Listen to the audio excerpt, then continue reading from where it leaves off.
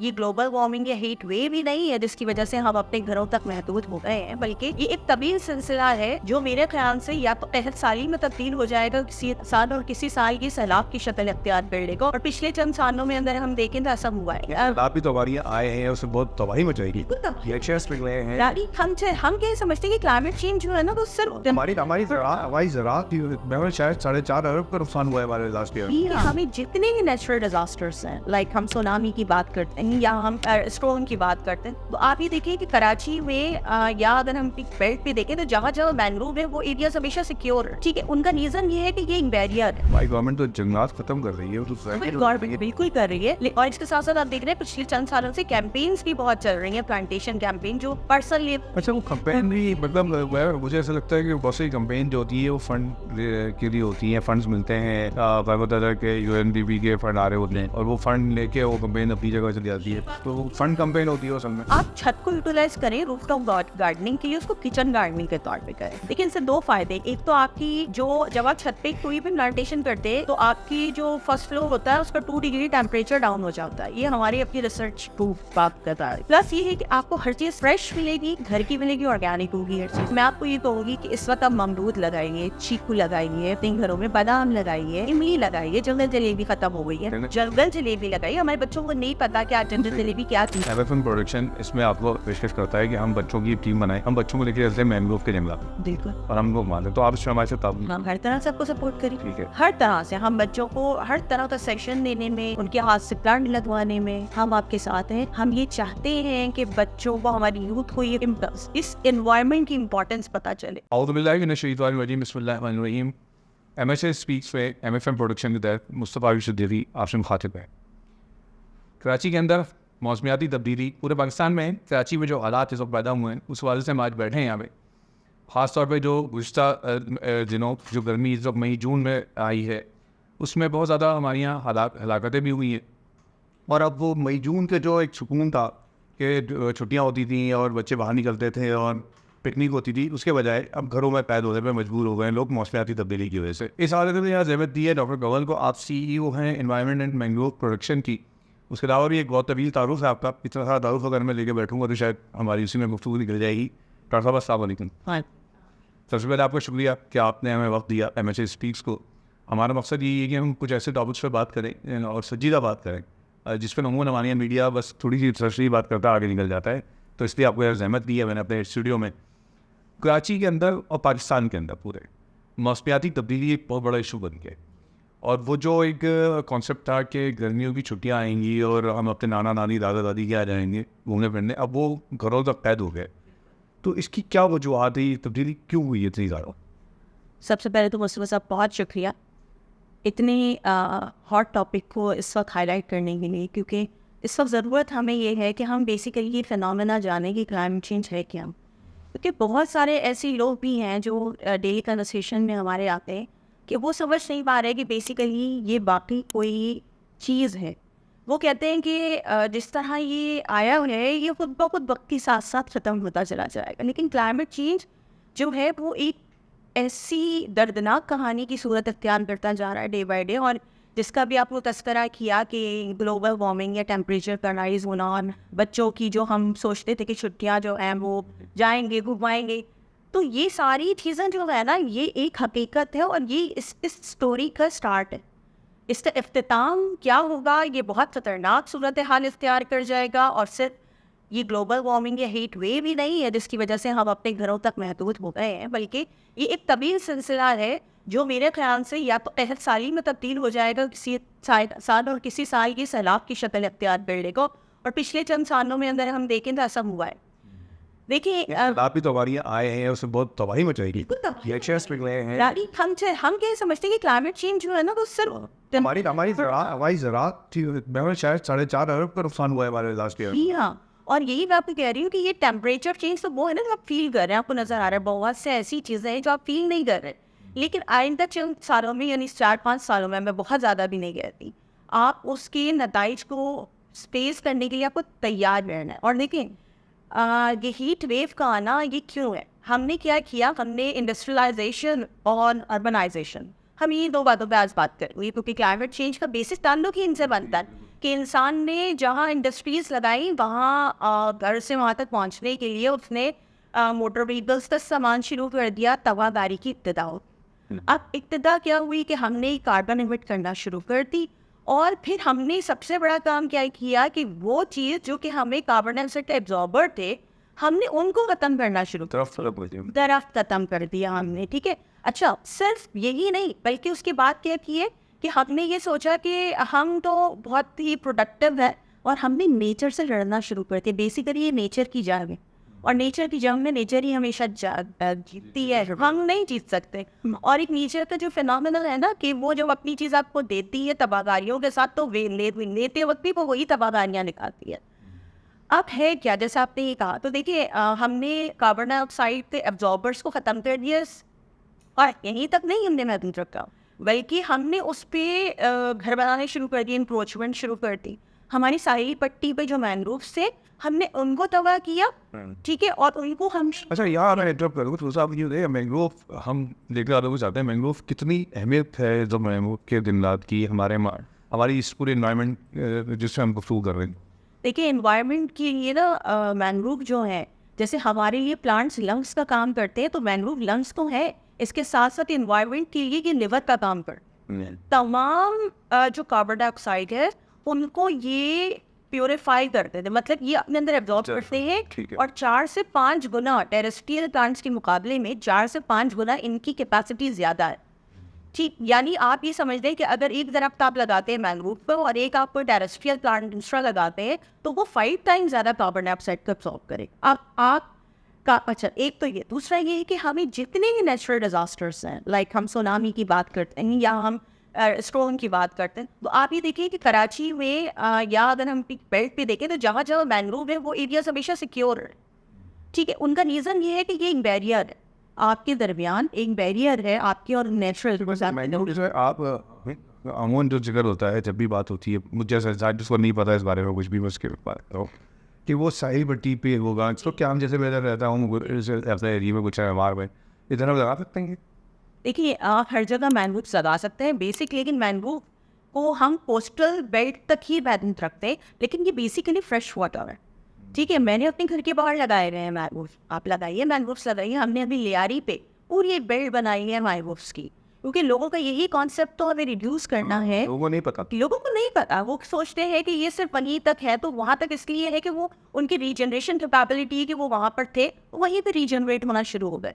लेकिन अगर आप अपने घरों में लगाना चाहें, जो कि लगाने चाहिए, हमें अपने बच्चों को ये नॉलेज ज़रूर देनी चाहिए कि मैंग्रोव्स, क्योंकि हम कैसे बताएंगे अपने बच्चों को, हम हर रोज़ हिल जाकर उनको कोस्टल बेल्ट नहीं दिखा सकते।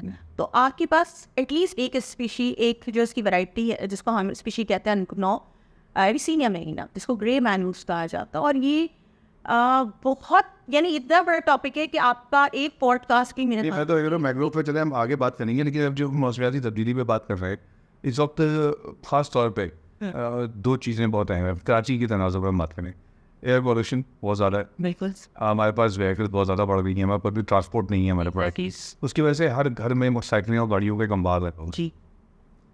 आप क्या समझती हैं कि अगर हम सड़क पे अगर आज 2 लाख तकरीबन 2.5 लाख के करीब इस वक्त रहते हैं कि मोटरसाइकिलें हैं, बिल्कुल, और इस तरह गाड़ियों की तादाद तकरीबन 3-3.5 लाख है, अगर हम इनको कम करते हैं तो क्या इसका फ़र्क पड़ेगा, और कम करने के लिए क्या गवर्नमेंट को कोई स्टेप लेने चाहिए? बिल्कुल इनको कम करने से फ़र्क पड़ेगा, क्योंकि देखें आपके जो फ्यूल की बर्निंग से जो एक एरोसोल नाम का निकलता है कंपाउंड, वो बहुत हमारी ये एयर पॉल्यूशन जो है वो कॉज करता है। अच्छा, इसके साथ साथ कार्बन इमिशन हो रहा है, ठीक है, और कार्बन डाइऑक्साइड वो गैस है जो आपकी ग्लोबल वार्मिंग कॉज कर रही है।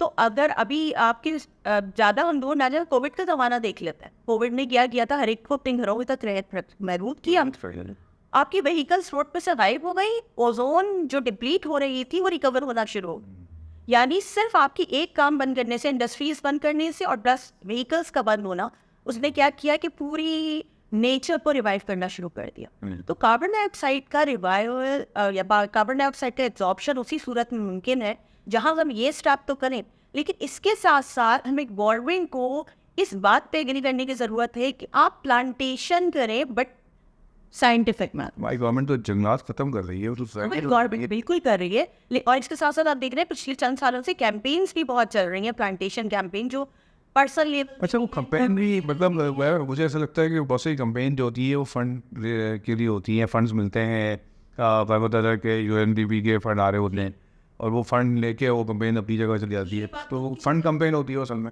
वो पीपल फंड कैंपेन होती है, लेकिन देखिए हम ये नहीं कह सकते कि 100% ही ऐसा होता हो, उनमें कोई 10% तो वो लोग भी होते होंगे जो सिर्फ एनवायरनमेंट को बचाने के लिए काम करते हैं। तो अगर वो 10% लोग भी साइंटिफिक मेथड अडॉप्ट करें, तो मैं आपको बताऊं, मैं काफ़ी टाइम से एक आर्टिकल्स, मैं क्योंकि साइंटिस्ट हूँ तो मैं कोशिश ये करती हूँ कि आर्टिकल्स रिटर्न से रिलेटेड चीज़ों को पढ़ती रहूँ।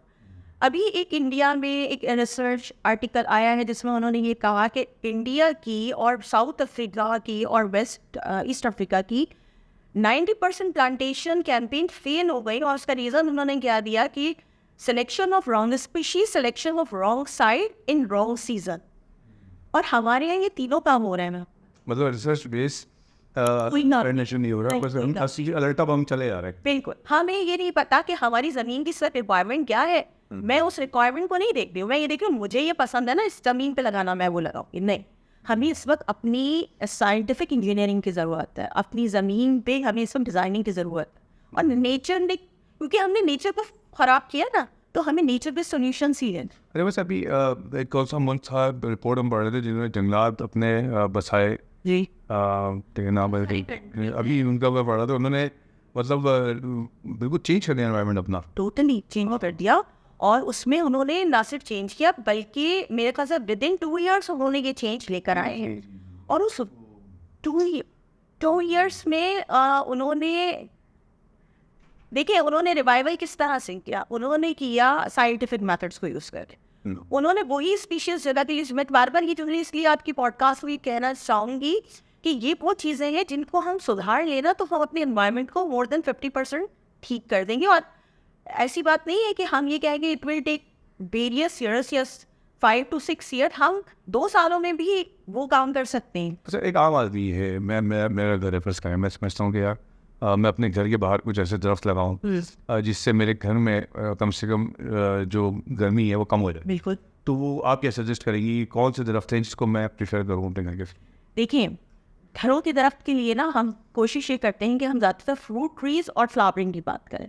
अगर, क्योंकि अब इतने बड़े बड़े घर नहीं है सबके, इक्का दुक्का कहीं होंगे, लेकिन लोगों के, तो आप छत को यूटिलाइज करें रूफटॉप गार्डनिंग के लिए, उसको किचन गार्डनिंग के तौर पे करें। देखिए इनसे 2 फायदे, एक तो आपकी जो, जब आप छत पे कोई भी प्लांटेशन करते हैं तो आपकी जो फर्स्ट फ्लोर होता है उसका 2 डिग्री टेम्परेचर डाउन हो जाता है, ये हमारी अपनी रिसर्च प्रूफ बात करता है।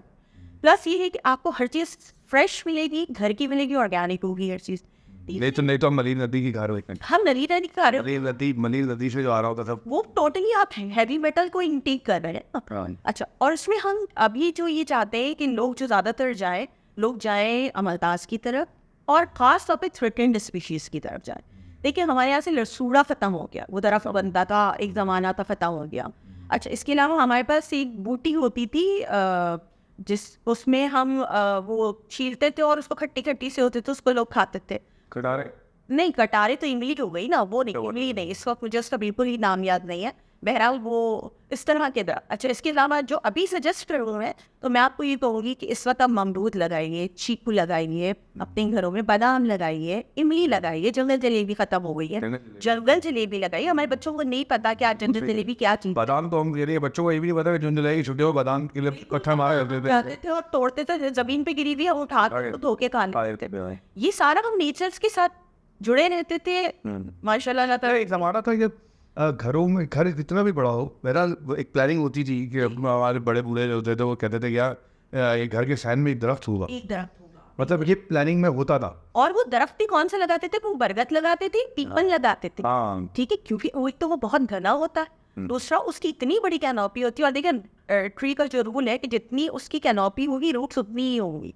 अच्छा, ये एक रूल होता है इसका कि आप जितनी बड़ी कैनोपी देख रहे हैं जो अम्ब्रेला उसका बनता है, उतनी ही रूट सिस्टम होता है। अच्छा, तो हम बरगद और पीपल और ये सब बच्चों को तो आप दिखाते नहीं है। हम अभी जू गए थे, बच्चों को मैंने वहाँ जाके कुछ पुराने तरफ, लेकिन अफसोस वहाँ भी जाके हुआ कि वहाँ पे पुराने तरफ अरे आप पुराने रफ लेकर आते हैं चले, कोई ऐसी मुहिम आप समझती हैं, मतलब हमारे जिस तरह जामियात में आप जाती हैं, जामियात में पढ़ाती भी हैं, हम अपने जो नौजवान हैं उनको इस तरह राग़िब करें कि यार तुम अपनी ज़िंदगी की तरफ जा रहे हो तो तुम्हें किस तरह अपनी प्लानिंग करनी है, उस प्लानिंग में ये ज़रूरी है कि तुम इसको शामिल रखो, दरख्त हो, वो किस तरह आप उनको राग़िब करें? देखिए, हम अपनी पूरी लाइफ में 8 दरख्तों के बराबर ऑक्सीजन एब्जॉर्ब करते हैं, ठीक है?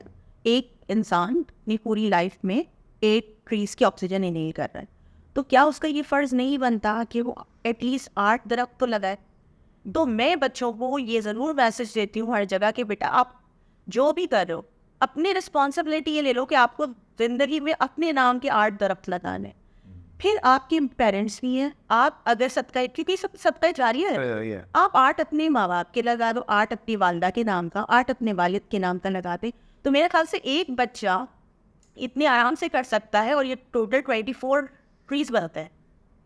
तो ये रिस्पॉन्सिबिलिटी अगर हर बच्चे, क्योंकि हर बच्चा अपनी मानना प्रॉब्लम ये भी है कि हमारे यहाँ इतनी आसान नहीं है चीज़ें करना, मतलब अगर एक बच्चा फ़र्ज़ करें कि वो चाहता है कि मैं एक दरख्त लगाऊँ जी, तो सबसे बड़ा प्रॉब्लम उसके लिए है कि वो दरख्त खरीदेगा से, बिल्कुल कौन सा ले, जी, कोई गाइडलाइन नहीं है, तो ये भी तो एक इशू है। हाँ, लेकिन हमारे यहाँ आजकल हर बच्चे के हाथ में मोबाइल तो है। हाँ लेकिन वो तो किसी और वक्त के लिए ना, उसके लिए वो तो मोबाइल है ना, यानी हम अगर उसकी प्रायोरिटी, हर चीज़ आपकी प्रायोरिटी पर डिपेंड करती है। अगर मैं अपनी ज़िंदगी को प्रायोरिटी दूंगी, अपने माहौल को प्रायोरिटी दूंगी, तो मैं मोबाइल से पहले कोशिश ये करूंगी कि मैं दरख्त लगा दूं। और देखिए ये भी कोई मुश्किल नहीं है, मैं बास ऐसे दरख्तों के आपको नाम बताती हूँ कि आप, और मैं तरीक़ा भी उनको बताती हूँ। नेट, हर बच्चे के हाथ में मोबाइल है, तो वो सिर्फ नेट पे ये देख लेना कि हम जैसे हम फॉर एग्जांपल बात करते हैं इस वक्त इंजीर के दरख्त, या अगर हम ये बात करते हैं गुलमोहर की, आप गुलमोहर की एक शाख तोड़ें, उसको, ये तो अपने घर में कर सकते हैं ना, इसमें तो कुछ नहीं है, आप गुलमोहर की शाख तोड़ें, उसमें एलोवेरा लगाएं और उसको वो मिट्टी में डाल दें, वो खुद दरख्त उसकी जड़ें निकल आएंगी, उसको निकाल के आप अपने घर के बाहर लगा दें। क्या ये प्रैक्टिस नहीं? लेकिन हमारे बच्चों को अवेयरनेस नहीं है।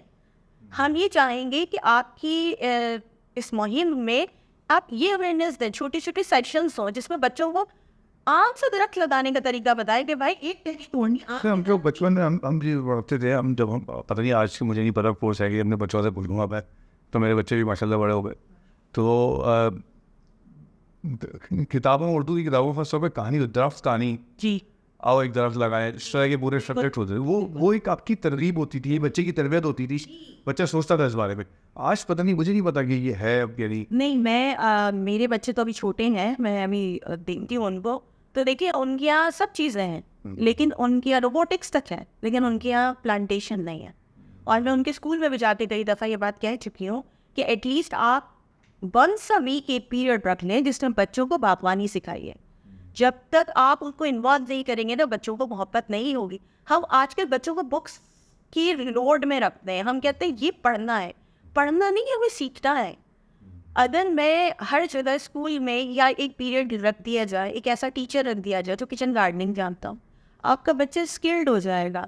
आपका बच्चे जब उन पौधों को रेस करेगा ना, तो उससे मोहब्बत करेगा। जैसे अभी हम जब बाहर मालिक को देखते हैं तो वहाँ जो छुट्टियाँ आती हैं तो बच्चों को मुख्तलिफ एक्टिविटीज़ दी जाती हैं, मतलब ये कि आपने रोड पे जाना है, सफाई करनी है, प्लानिंग करनी है, प्लांटेशन करनी है, ये सब होता है।